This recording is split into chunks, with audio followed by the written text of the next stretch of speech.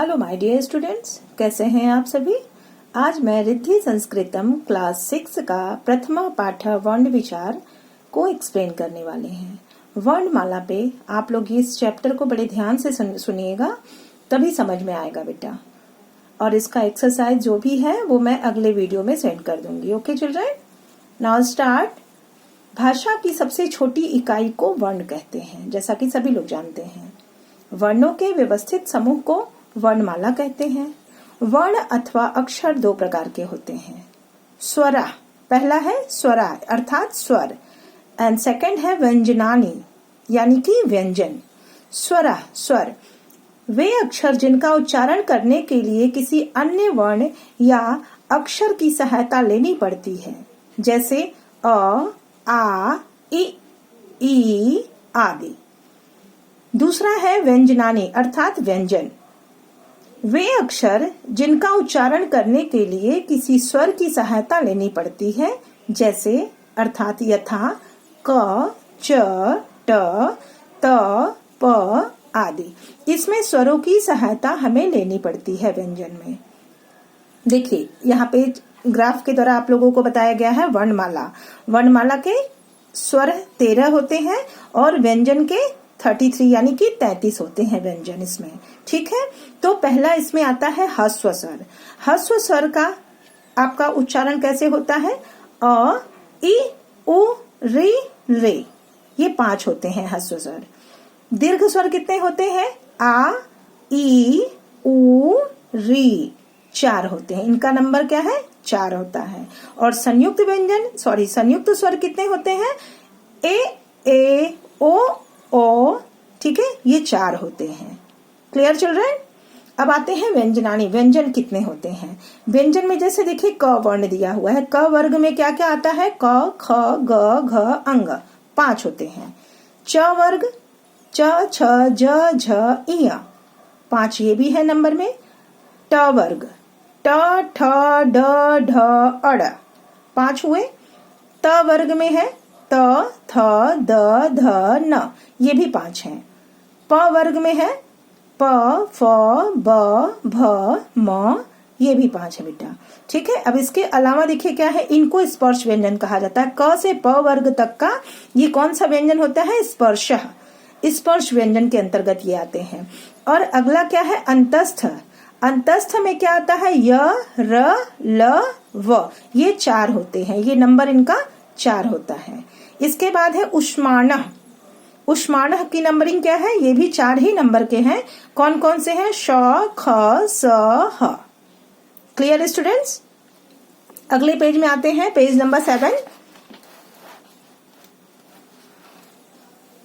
क वर्ग से प वर्ग तक के वर्णों को स्पर्श व्यंजन कहते हैं। ठीक है, कहाँ क्या कहते हैं? क वर्ग से प वर्ग तक के वर्णों को स्पर्श व्यंजन कहा जाता है या कहते हैं। ठीक है, अब इसमें हल चिन्ह आता है। हल चिन्ह अब क्या होता है? यदि हम क का उच्चारण करेंगे तो क के साथ अ की ध्वनि भी मुख से निकलती है। जब क का उच्चारण करते हैं बेटा तो उसके साथ क्या निकलता है? जैसे हमने बोला क, तो इसके साथ अंत में उच्चारण क्या आता है? अ का उच्चारण आता है। अर्थात क या अन्य व्यंजनों का उच्चारण करने के लिए हमें स्वरों की सहायता लेनी पड़ती है। ठीक है, जैसे क धन अ बराबर क। ठीक है, क धन आ बराबर का, ख धन अ बराबर ख, ख धन आ बराबर खा। समझ में आया बेटा? अब अगला बिंदु देखिए क्या है।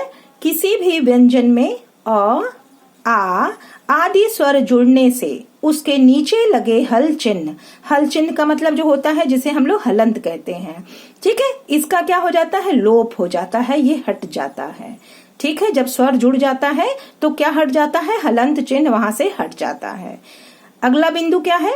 स्वर तथा व्यंजन के अतिरिक्त संस्कृत भाषा में 2 और ध्वनियां अंग और अह भी हैं, जिन्हें अयोगवाह कहते हैं।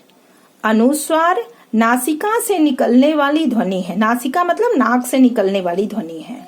विसर्ग का उच्चारण ह की भांति होता है।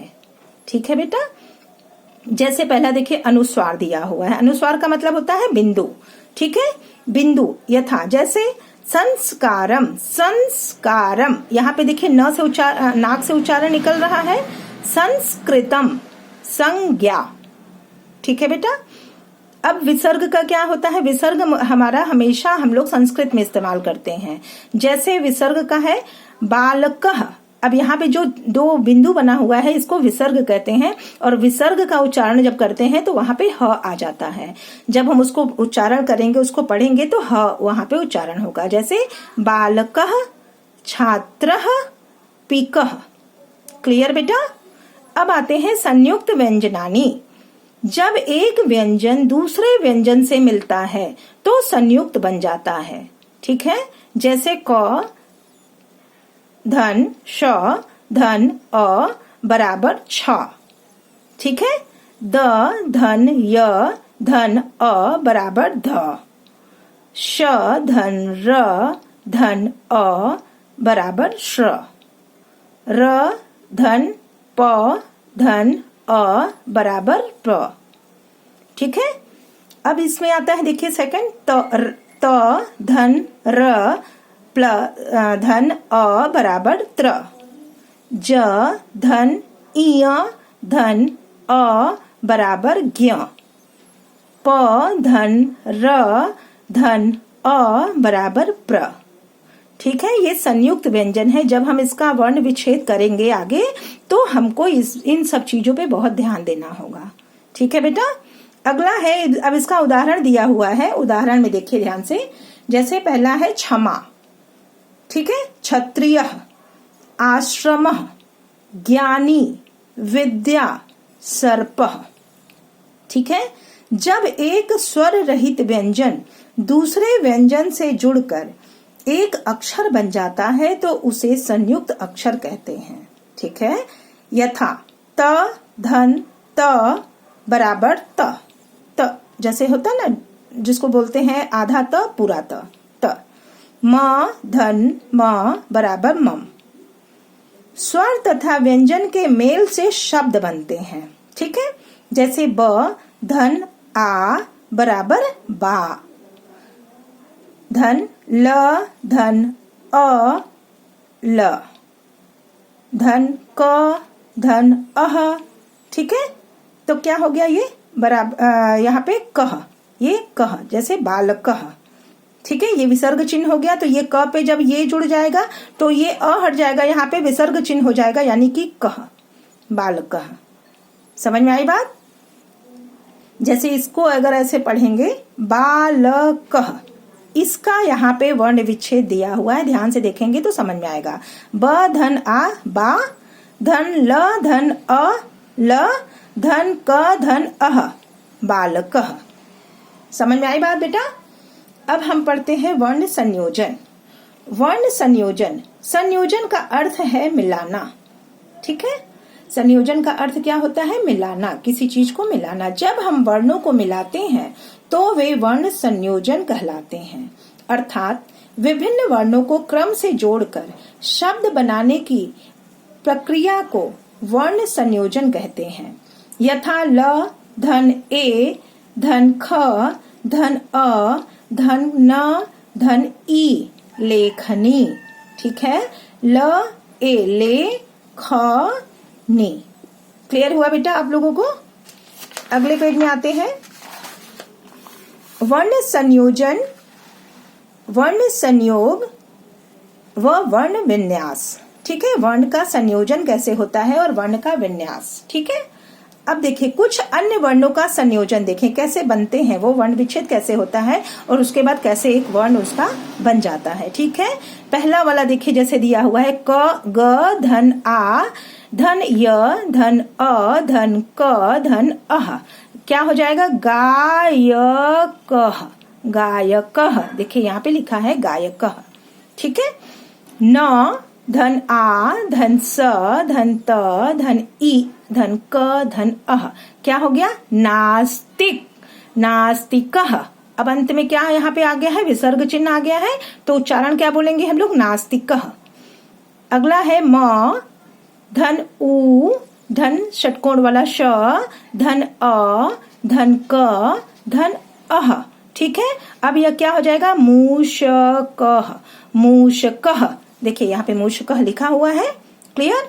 अब अगला है द, धन व, धन आ, धन र, धन अह, द्वारः, द्वारः यानी कि दरवाजा, द्वारः।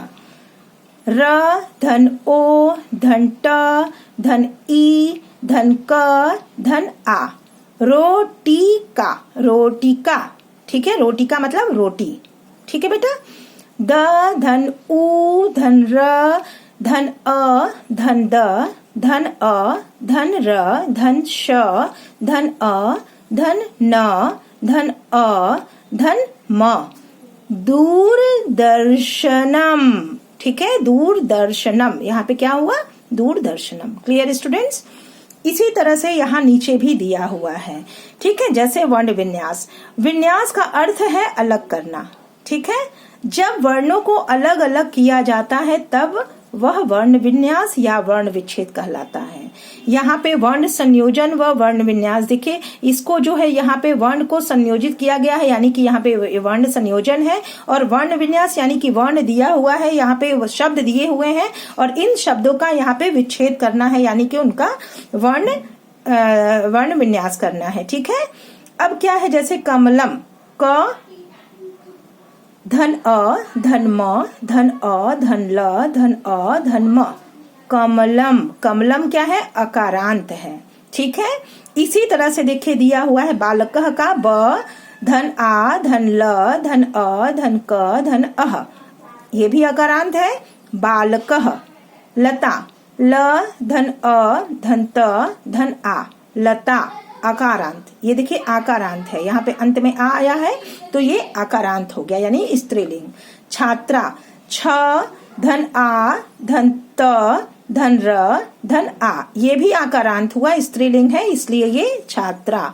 रवि, र, धन अ, धन व, धन ई, रवि। रवि क्या है, इकारांत। यहाँ पे लास्ट में क्या आया है, ई आया है तो इकारांत हो गया।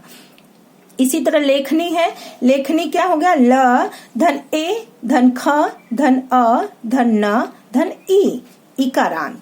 ठीक है, लेखनी। गुरु, ग, धन उ, धन र, धन उ, उकारांत।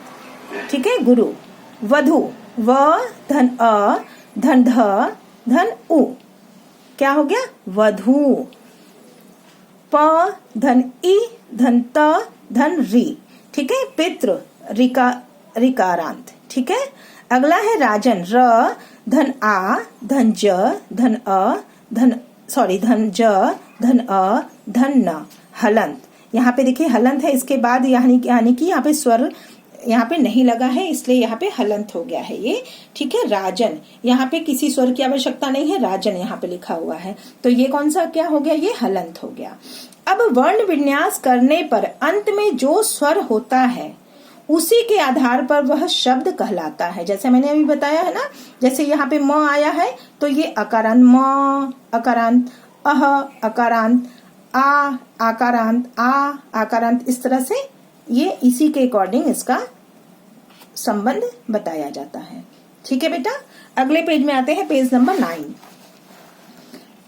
पेज नंबर 9 में ध्यान से देखिए, कुछ अन्य शब्दों का वर्ण विन्यास देखिए। ठीक है, कुछ अन्य शब्द भी इसमें दिए हुए हैं जिनका आपको वर्ण विन्यास कैसे होता है, जैसे गृहाणी। ठीक है, गृहाणी।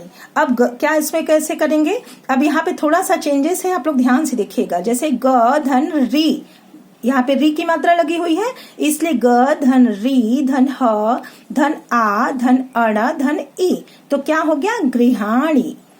लंबोदरः, ल, धन अ, धन म, धन ब, धन ओ, धन द, धन अ, धन र, धन अह, लंबोदरः। नयनम, न, धन अ, धन य, धन अ, धन न, धन अ, धन म, नयनम।